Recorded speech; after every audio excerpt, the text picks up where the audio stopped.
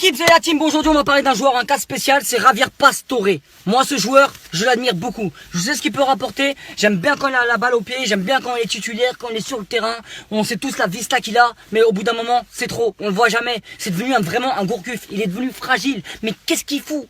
Qu'est-ce qu'il fout Pastore? Qu'est-ce que tu fous? La tête de ma mère, réveille-toi. Réveille-toi parce que là, c'est bon. C'est bon, tu sers à quoi putain? Tu sers à quoi Pastore? Tu sers à quoi? On te voit jamais. L'autre saison passée, c'est pareil. L'autre saison précédente aussi, de la saison passée, du passé, c'est pareil. À chaque fois t'es pas là, t'es inexistant, on te voit même pas, on te voit même ton visage, on le voit plus gros, on le voit plus. Et ça franchement, c'est devenu énervant. C'est devenu énervant, sachant qu'on a acheté des recrues, on les voit pas. Je comprends pas en fait pourquoi on a recruté des joueurs si on ne les voit pas. Et Pastore, c'est devenu, laisse tomber, franchement c'est devenu comme Gourcuff, on va pas se mentir, c'est devenu comme Gourcuff. Et là vous allez voir, il va peut-être jouer dans pas longtemps, ok? Il va se reblesser, pourquoi? Il a plus le rythme, il a plus rien du tout. Pour moi, ça y est, Pastore, c'est fini. Pastore en direct Paris, c'est fini, on va pas se mentir, parce que le mec, on a besoin de lui dans des moments comme ça, hein? Et il est où? Il est où Pastore? Et en plus de ça, il a le numéro 10, hein? Et bah franchement moi le numéro 10 j'aurais préféré le voir sur le dos de Marco Verratti hein, parce que Pastore c'est trop, ça y est c'est trop. Moi franchement je sais pas quoi penser de lui maintenant. On n'en parle pas souvent, même les journalistes, tout le monde l'a oublié, Pastore, tout le monde l'a oublié. Sincèrement mettez votre avis sur ce joueur en commentaire. Moi je donne mon avis. Après ça reste mon avis. Après je vois toujours il y a des gens qui aiment bien me contredire. Mais moi je donne mon avis. J'ai le droit, je dis ce que je pense. Donc vous, quand il y a un truc qui vous plaît pas, vous parlez de footix, il crache sur les joueurs. Mais ta grand-mère, critiquer ça veut pas dire cracher. Critiquer ça veut pas dire cracher. Moi les joueurs je les aime de fou. Et ils savent ce que je pense. Et les vrais qui me suivent depuis longtemps. Et mes amis d'enfance et tout mon quartier, ils savent comment je suis.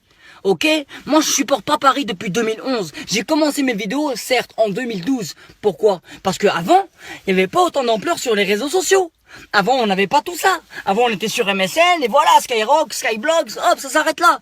Donc on s'habitue à cette génération, nous aussi, tu vois ce que je veux dire? Donc si ça plaît pas, dégage de ma page. Moi, j'ai rien à prouver et j'ai rien à vous dire. Moi, je me filme comme ça. Je suis naturel, je me filme, je dis ce que j'ai à dire. Il y en a qui ça plaît, il y en a ça plaît pas. Basta, c'est normal. Je peux pas plaire à tout le monde. Hein. Je peux pas plaire à tout le monde. Mais moi, j'aime bien dire ce que je pense. Et d'ailleurs, il y en a qui pensent comme moi aussi.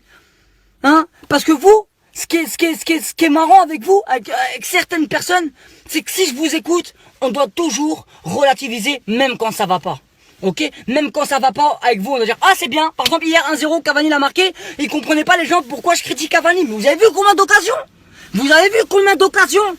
C'est un truc de fou. Non. Et après on a dit meilleur buteur d'Europe. Non, mais il a 3500 occasions en 25 matchs. Il t'en met 4.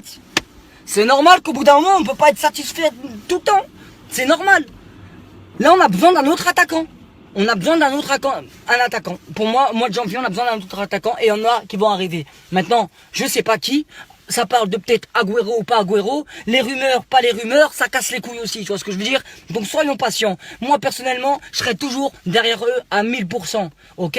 Il y a certains joueurs français avec qui je parle et ils me disent des trucs que moi je pense déjà. Donc je suis même pas avec eux dans le vestiaire, tu vois ce que je veux dire? Et quoi?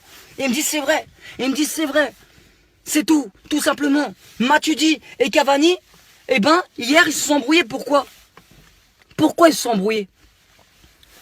Bref, je peux pas parler. Je peux pas parler, ça va retomber sur moi. Allez, salut.